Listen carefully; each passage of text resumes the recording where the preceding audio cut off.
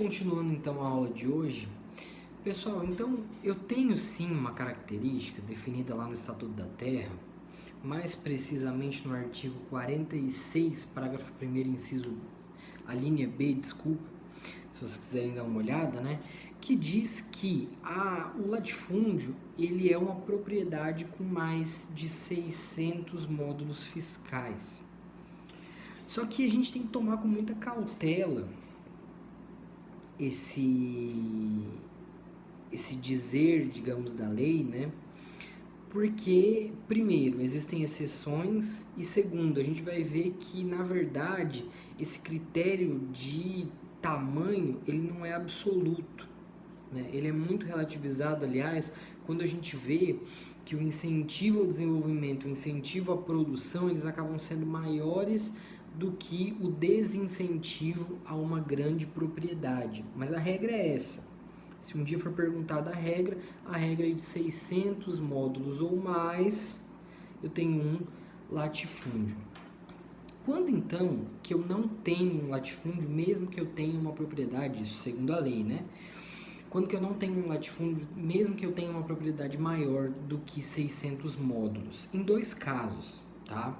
O primeiro é quando o tamanho maior do que 600 módulos for recomendado para uma melhor produtividade, para uma melhor utilização dessa propriedade.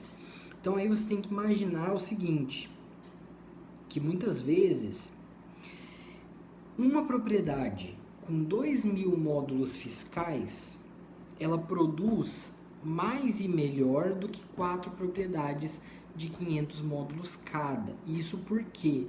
Por um maior investimento em tecnologia, por uma maior estrutura envolvida, por N fatores, na verdade, relativos à produção. Então, se a produção em si, ela justificar, né, o tamanho maior, eu não tenho um latifúndio naquela propriedade, ainda que ela tenha mais do que 600 módulos. Então, veja bem, já é um exemplo que está na própria legislação e que nos indica que o que importa mais aqui não é o tamanho em si, não é o rigor do tamanho. Vou pegar lá uma propriedade de 605 módulos e eu vou chamar ela de latifúndio, produzindo e gerando renda, gerando alimento e tudo mais. Não. Lembra sempre do princípio que a gente aprendeu lá atrás e que está nos guiando dentro do direito agrário, que é o direito agrário dicotômico. Ele envolve a reforma e envolve o desenvolvimento, a política nacional agrária. E nesse caso aqui, eu estou falando de política nacional agrária de desenvolvimento da produção. Se a produção é inclusive melhorada pelo fato de que aquela propriedade é grande, não faz sentido que eu utilize uma propriedade dessa, subdivida uma propriedade dessa para gerar menos produção no final das contas. Beleza? Então, presta bem atenção. Quando a produção inclusive recomendar aquele tamanho, eu não tenho ali um latifúndio.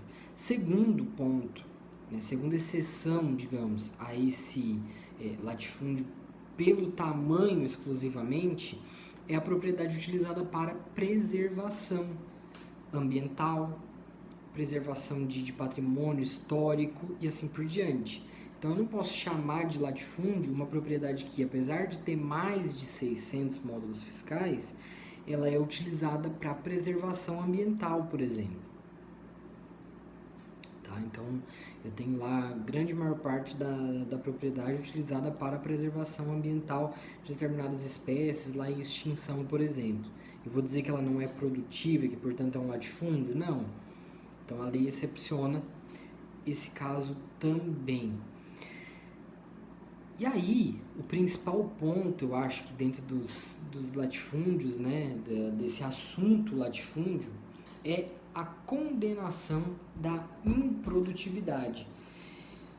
A gente tem uma definição que a doutrina dá, que é o latifúndio por exploração. O que é o latifúndio por exploração? Ainda que a propriedade não tenha 600 módulos fiscais, tenha menos do que isso, se ela for improdutiva, ela é também um latifúndio. Então veja bem, veja como o critério tamanho ele está sendo cada vez mais relativizado, cada vez mais jogado de lado. Eu tanto posso ter uma propriedade que é maior e mesmo assim não é, quanto eu posso ter uma propriedade menor que mesmo assim é. Mesmo assim, cabe dentro dessa definição de latifúndio. Isso por quê? Porque o que importa mais para mim aqui é a produtividade que se dá para aquela área e não o tamanho que aquela área tem. Por fim, nós vamos responder uma pergunta que aparece com bastante frequência na doutrina e até mesmo dos alunos aparece bastante, que é: o proprietário de mais de um imóvel rural, ele pode ser considerado latifundiário? Quer dizer, se o cara não tem uma propriedade de 600 módulos, mas ele tem duas de 350, por exemplo, ele pode ser considerado latifundiário? Pode sim. Na verdade, essa conta, digamos, que nós vamos fazer para saber se o cara tem um latifúndio ou não, ela está relacionada ao proprietário e não à propriedade em si. Então, em primeiro lugar, logicamente, eu sempre vou olhar a propriedade. Eu tiro uma foto da propriedade, e aí eu vou ver o tamanho dela, a utilização dela especificamente e assim por diante. Agora, eu não posso deixar de levar em conta que muitas vezes aquela mesma pessoa tem 4 imóveis rurais, por exemplo, inclusive um do lado do outro, inclusive anexos um ao outro. E aí, nesses casos, eu também não posso deixar de considerar esses outros imóveis para eventual consideração, né, de se aquilo está tendo a produtividade adequada ou não. Mesmo porque, vamos pensar que uma pessoa tivesse 4 propriedades de 250 módulos cada. Beleza, ótimo. Em tese, ele não tem nenhuma maior do que 600, ele não poderia eventualmente ser punido ou ter as suas terras desapropriadas para reforma agrária, enfim, por conta dessa questão do latifúndio. Agora, se eu considerar essas 4 propriedades separadas, imagina a seguinte situação: ele não está dando a produção adequada para uma delas, né? Ou eventualmente até para 2 delas, 1,5, vamos dizer. Se eu considerar elas separadas, eu vou poder retirar essa primeira, eu vou poder ajustar essa segunda e ele ainda vai ficar com 750 no total. Isso porque 250 seria regular, 250 seria regular. Agora, se eu considero uma coisa só, ele tem que organizar a propriedade inteira dele. E é aí que é o ponto principal, aí que está o grande pulo do gato, digamos assim. Porque aqui, se ele tem uma propriedade inteira e ele não está dando a destinação adequada, ainda que seja numa parte só, essa parte aqui de cima, essa parte daqui, ele pode, eventualmente, perder toda a propriedade dele se ele não ajustar essa situação, essa estrutura, né, da propriedade dele, se ele não der a destinação adequada para todas as 4 propriedades. Então é aí que está o grande ponto que foi discutido e que chegou no consenso de que ele pode sim ser considerado como um só imóvel, inclusive para a consideração da existência ou não de latifúndio. Vamos dizer que fossem várias produções separadas, por exemplo, é uma situação, ou várias produções iguais, nas 4 propriedades diferentes ele produz a mesma coisa.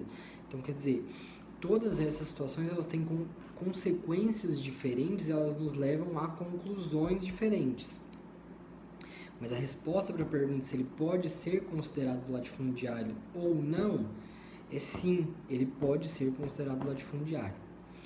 Beleza? Voltamos na próxima parte.